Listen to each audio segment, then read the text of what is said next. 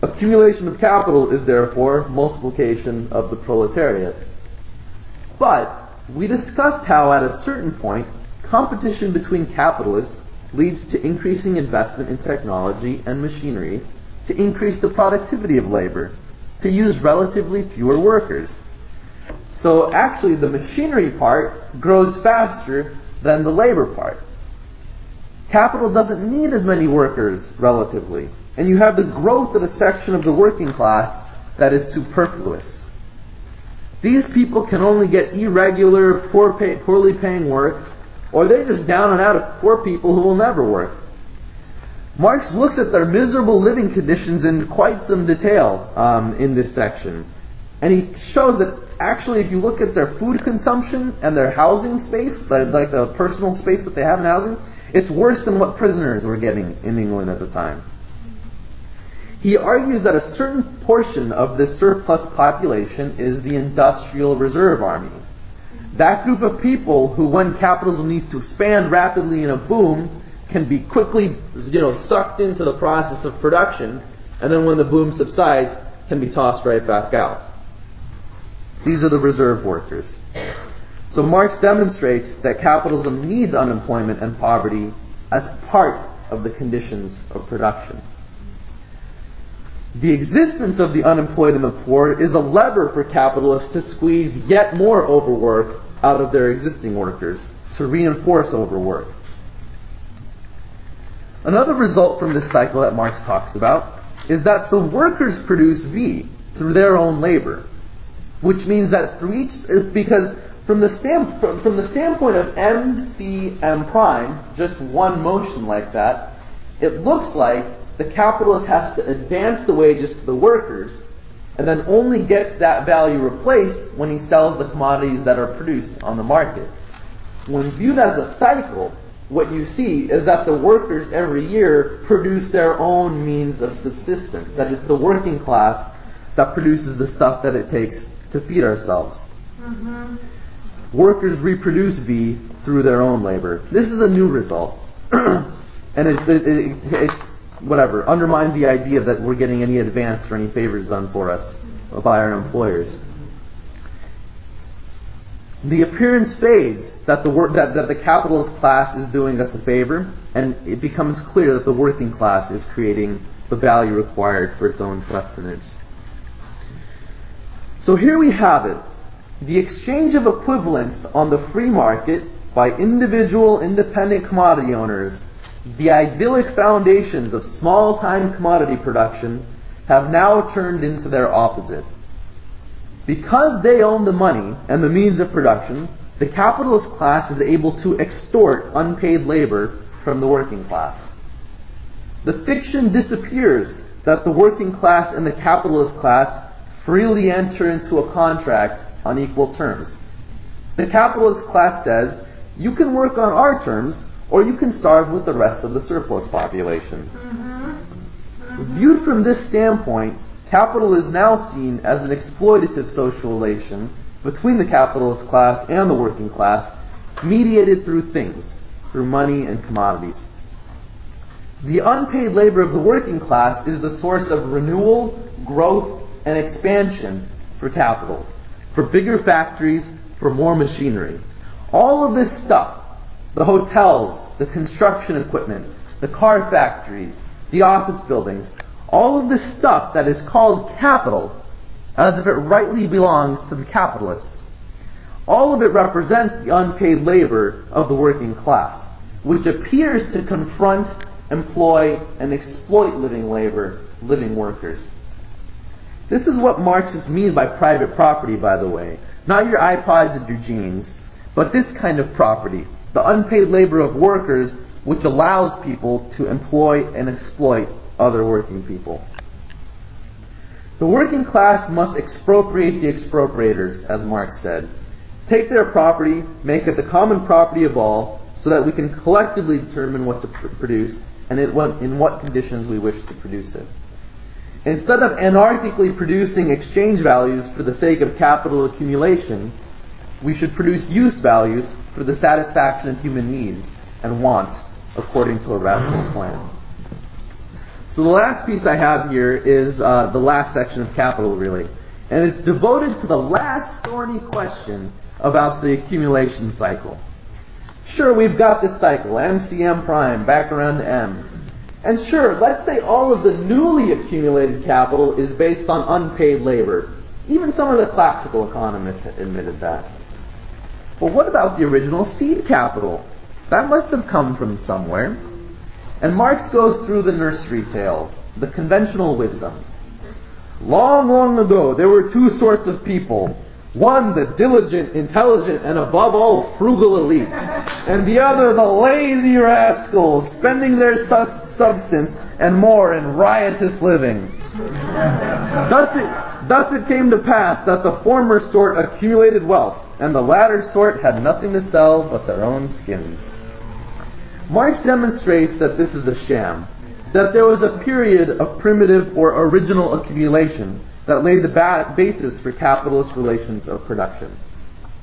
And he identifies two fundamental conditions for capitalist production to take off from simple commodity production and exchange. One group of people must own enough money to buy means of production and labor power to put others to work. The other group of people must be divorced from their means of production, the ability to produce for themselves, left with only their labor power to sell. Marx forewarns us that this process of robbing them of their means of production is, quote, written in the annals of mankind in letters of blood and fire. And he's being very literal there. I can only go through a few examples here. The first process was forcing the peasants off of the land, and we'll take the example of England. In the late 15th and early 16th centuries, with the rise of wool prices, feudal lords were very keen on turning farmland into sheep pastures. So they waged a violent campaign to dispossess peasants of their own plots of land and to enclose the commonly cultivated areas, the commons. One peasant village after another was razed and burned, the inhabitants expelled. The Protestant Reformation transferred vast areas of arable land owned by the Catholic Church to the wealthy. Oliver Cromwell's regime did the same with giant areas of state-owned land. So basically, feudal land titles, I can't go into the details here, but feudal land titles which involved some level of co-ownership with the peasantry, like the peasants who lived on their plots of land actually had some co-ownership type title to it with the feudal lord that owned it. This kind of land holding was transformed by seizure, theft, and violence into the private property of capitalist landlords who had no obligations to the peasants. The expelled peasants couldn't find jobs in the towns. And they weren't used to the idea of working for someone else anyways, because they previously had their own means of production. I'll make my own cotton, I'll make my own food, I'm not going to work for anyone else. Begging, petty theft, and robbery increased dramatically. Respectable society and parliament took the view that these people were voluntary criminals, never mind that their old way of life had been totally destroyed. Marx describes a tidal wave of bloody legislation that was passed against idling and petty crime. I'll give you a few examples. On the first offense, vagabonds are to be whipped until blood streams from their bodies. On the second offense, whipping again and slicing off half the ear. Third offense means execution. If anyone refuses to work, they are condemned to be the slave of whoever accused them of idling. If said slave is absent for 2 weeks, the letter S shall be branded onto his forehead, and with a hot iron. The children of vagabonds can be taken away by anyone and made into apprentices. If these kids try to run away, they become slaves until they're 24. Crazy stuff. By these methods, the dispossessed peasantry was compelled to agree to the terms of wage labor. These same people who used to make their own clothes, food, and etc. now had to rely on buying these things on the market in order to survive, which bolstered the home market for goods produced by manufacturers. Because people could previously produce for themselves, now they have to buy stuff to get by. Industrial capitalists came into being with a lot of help from the state, and colonies played an important role. The discovery of gold and silver in America, the extirpation, enslavement, and entombment in mines of the indigenous population of that continent, the beginnings of the conquest and plunder of India, and the conversion of Africa into a preserve for the commercial hunting of black skins are all things which characterize the dawn of the era of capitalist production. This helped out with merchant capitalists actually acquire some amount of capital. The state created the national debt.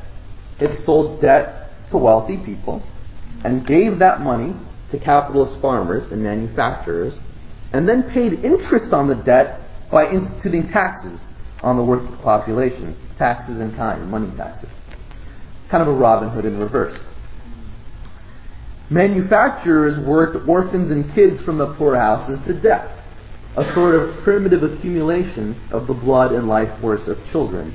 Because it's not equivalent exchange if you're working someone to death. I mean, the idea of equivalent exchange is that the person can reproduce their labor power. That's not really what happens. I mean, if the person's dying and withering away, you're not reproducing their labor power.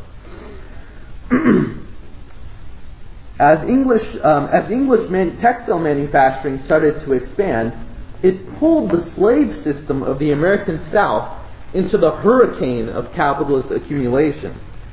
Slaves became a sort of means of production, to be worked as hard and as fast as possible. There actually is a change if you look in the dynamics of slavery when it gets hooked into the capitalist cotton manufacturing.